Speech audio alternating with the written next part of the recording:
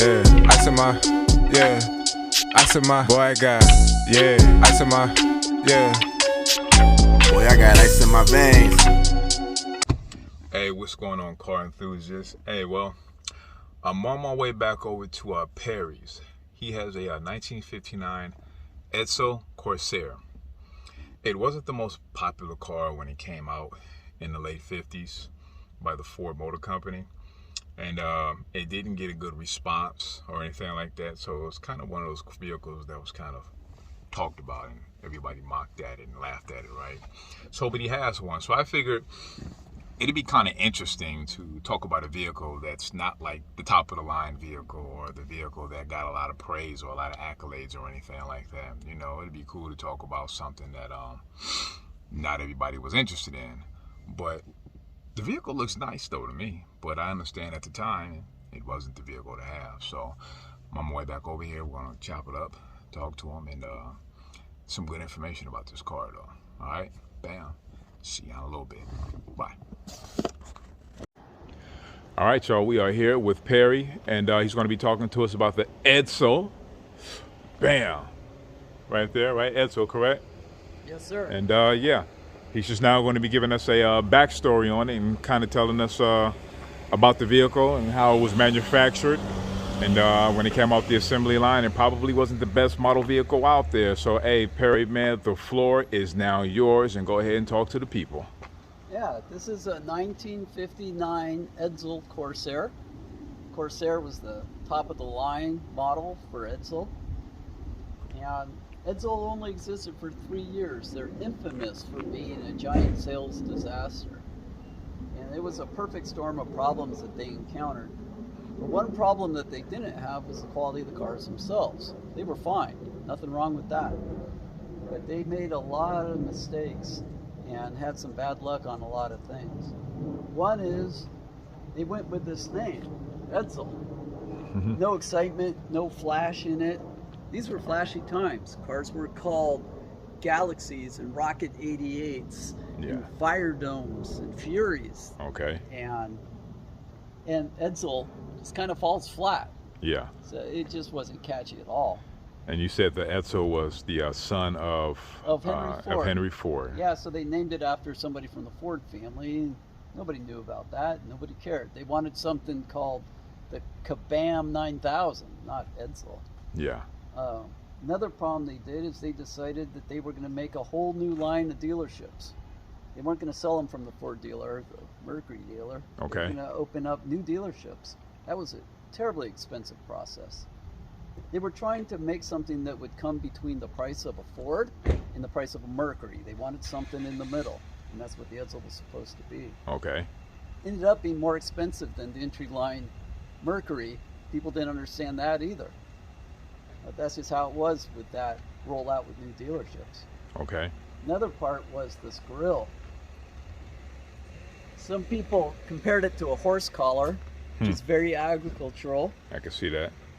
Bob Hope said it looked like a Oldsmobile sucking a lemon. And some people considered it as looking kind of like Lady Private Parts. Lady Private Parts, okay, yeah, I can kind of see that. It looked like this. All right, so that was the true. Yeah, that was the first grill. Okay. And it did not resonate with the market at all. People disliked it. Another problem was this was the biggest Ford that they had made. All right. And this was at a time that there was a recession. Yeah. It started in 1957 and went through like 1963. Okay. So it was poor timing to come out with a big gas guzzling car. Exactly. So it had the stuff that people liked. A lot of chrome. It's kind of pastel Easter egg type colors. Okay. You know, that was good. And mechanically, the engine, transmission, suspension is all standard large Ford products. Yeah. Including the FE engine that went all the way to 1976. It was so good in Ford trucks and Ford cars. Okay. Nothing wrong with the engine and transmission in these cars. But their marketing approach was just really, really bad. Okay. The dealerships, this weird grille design. They also hyped it greatly for several years before they first came out. They said it was just going to be the greatest thing. And no, it was pretty much just a standard big Ford, and people felt let down by that. Okay. It's like that movie Waterworld. It wasn't that bad. They just overhyped it. People Yeah. expected too much and were let down. Yeah, it's a lot like a Ford Galaxy or a Fairlane Okay. in reality. Okay. But by the time it got known as a market loser, by the time that happened, people just stayed away in droves. And this one, they sold 1,200 of this model. 1,200 of them. Okay. Yeah, where the equivalent Ford, they sold 120,000 Ford Victoria Coupes. Essentially the same car, but they sold 100 times more because Edsel had become known as a loser at that time. Wow.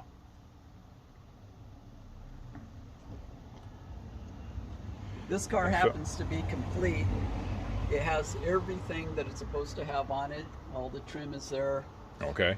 All the chrome, all the glass, all the lights. The only non-factory item is, as you can see, they replaced the bottom portion of the seat with this odd fabric. I guess they couldn't locate the fabric they wanted.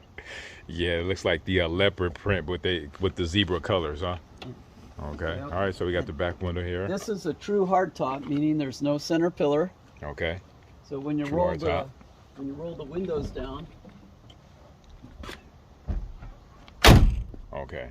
So that makes it a true hardtop. True hardtop. Okay. Because of that. Makes it very comfortable when you're driving on a warm day and the wind just blows through. You can even open up these vent windows. Okay. And in the back, they use some Lincoln tail lights. They look good, and that was a money-saving option. Lincoln taillights. So you told those suckers withstood the test of time. Wow. And if you look at all the different models that they offer, that's an original owner's manual there, and they're using that as a promotional. You can see that they had so many different models. That was also an expensive mistake that they made. Okay. They should have come out with maybe 3 different cars. Okay. Not this many. It's a lot of research and development, and that's one of the reasons the cars were more expensive than they should have been. Wow. So they came out with this many cars at one time? Yeah. Plus they built new dealerships. And And this is why they ended up being more expensive than the Mercury, that they were supposed to be cheaper than the Mercury. Okay.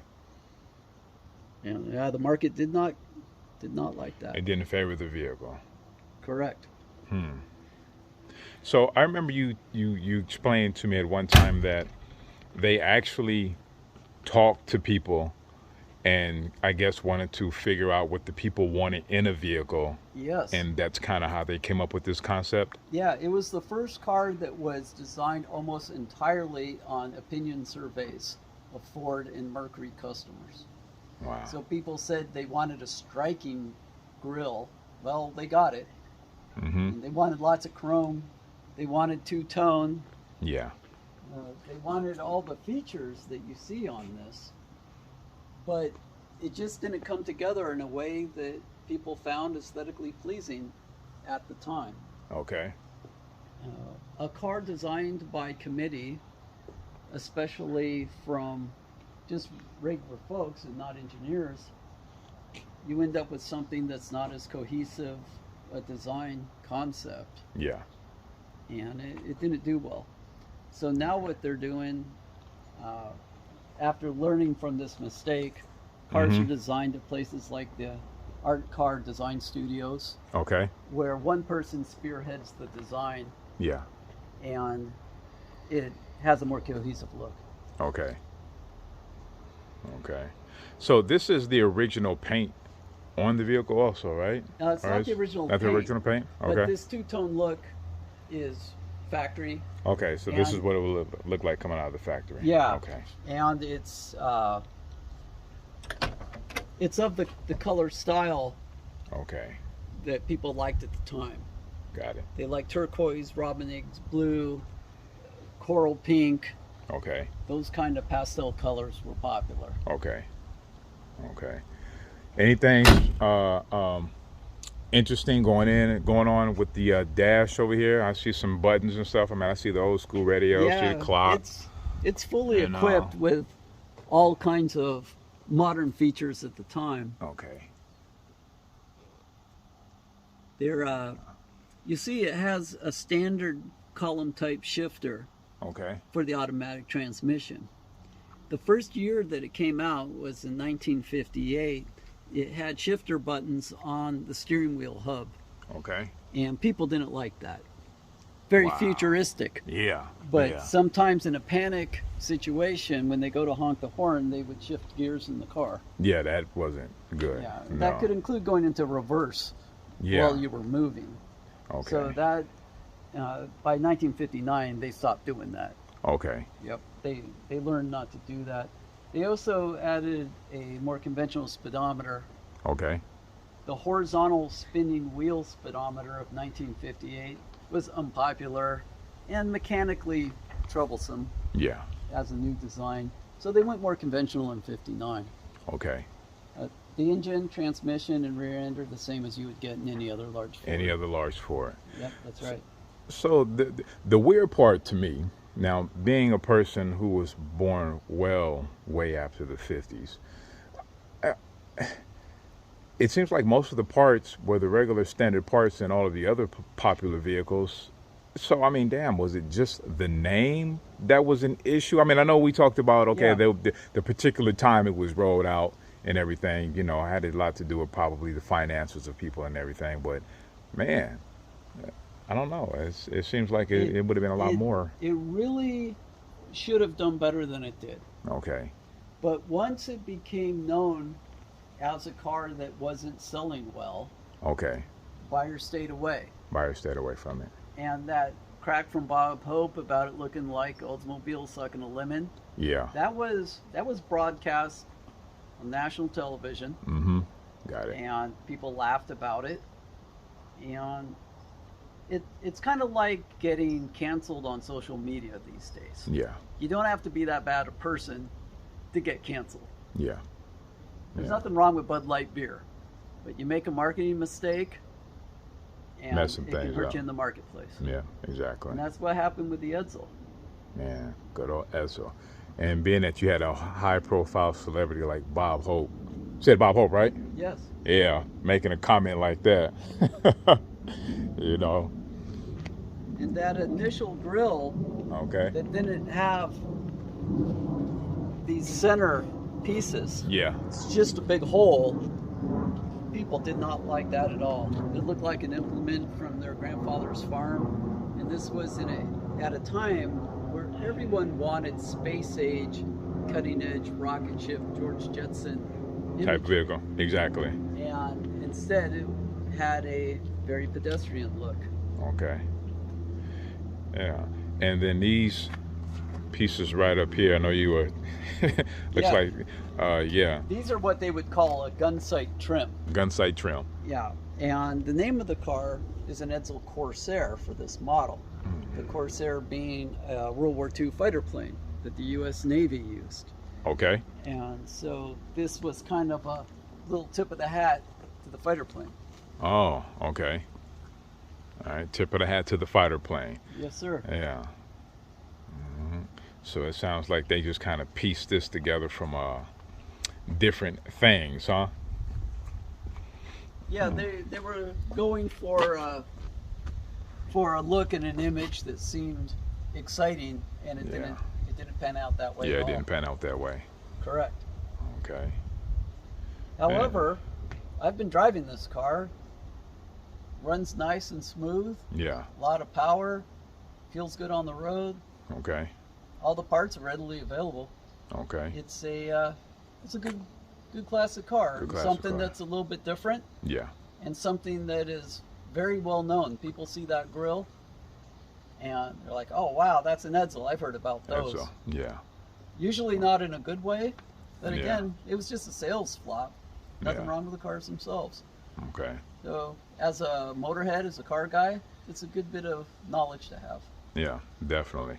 Yeah, I know when we had a conversation earlier, you were kind of concerned about not being able to have I guess, good dialogue about the vehicle. But my whole thing was, not too many people out here talking about cars that have been a flop. So I'm Yes. like, why not talk about something that probably didn't do well when it came off of the assembly line? I think that'd be pretty cool. And I mean, and just hearing the history of it right now, man, that's something else I've never heard of. I never even heard of an Edsel until I met you, And then all of a sudden, the conversation starts with other people. And yeah, I remember that car. And it's like, wow, all right. It's my first time hearing about it. But I think that's a hell of a story, though. Then it's named after the owner, one of his kids. Yeah, the owner's son, So that's something else also. I So thought they that was rolled out intriguing. this entire line of automobiles and dealerships, and within 3 years they were done. So there's only 58s, 1959s, and 1960s. And that's it, huh? There was no 61 Edsel. That was Okay. it. That was They it. lost millions and millions of dollars due Wow. to low sales. And I'm pretty sure that really, really hurt them financially and everything. Yep, it sure did. And what kind of engine is in here again? What's the size of This it? is an FE style engine, FE style. Okay. which means Ford Edsel Okay. frame. You can see it says MEL, mill. Oh, MEL mill. Okay. Yeah, what that is Mercury Edsel Lincoln. Okay. Wow. Mercury Edsel Lincoln. Yeah, this actually looks pretty nice, man. I mean, hell. But like you said, hey, at that time, it wasn't. Correct. At that time, putting that much hype into the car Yeah. and having it just frankly not be that exciting when it came out, that was not a workable situation. Okay. All right. Well, sounds good. All right. Well, Perry, man, I think you've given us enough information about the Edsel here. I certainly found out some new things about the Edsel, and I'm pretty sure some other people out here who have been enlightened about the vehicle. They came off of the production line and probably didn't really know much about it. And man, I want to appreciate you for giving me some more time out of your 24. I know you're a car guy, and I know I'll probably be here again doing another interview with another car sometime in the future here. Probably. Yes, sir. So I don't know, man. Is there anything you want to say to anybody out here, man? Anybody looking to possibly buy an Edsel or something like that? I don't know. Yeah, there aren't many, but if you find a good one, jump on it. Jump on it, huh? It's a great car, and you won't see another one at the show you go to. Okay, cool. All right, man. I appreciate it. And hey, everybody out there, hey, this is the 1959 Edsel Corsair. Corsair. See, I'm trying to remember the damn name for it. Okay. All right. Appreciate it. Talk to you soon. Thank you. All right. Bye.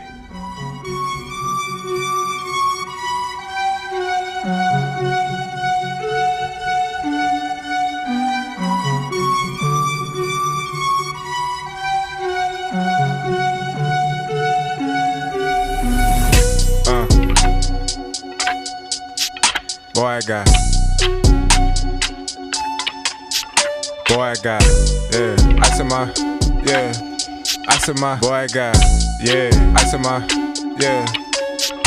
boy, I got ice in my veins. So give me the ball when the clock is running out, on top of my game. And so I ain't phased when haters start running miles. You know what the name is, you know my team, the brothers I play with. They all on the same time, they all on the same issue. Ice in my veins.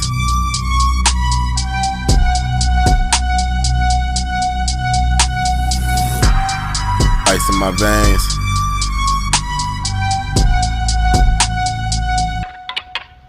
Just look who I came with, and look what we came for. When our backs on the ropes and they thinking we down for.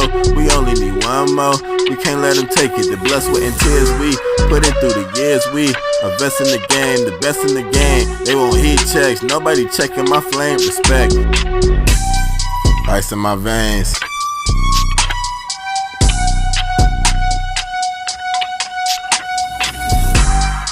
Ice in my veins.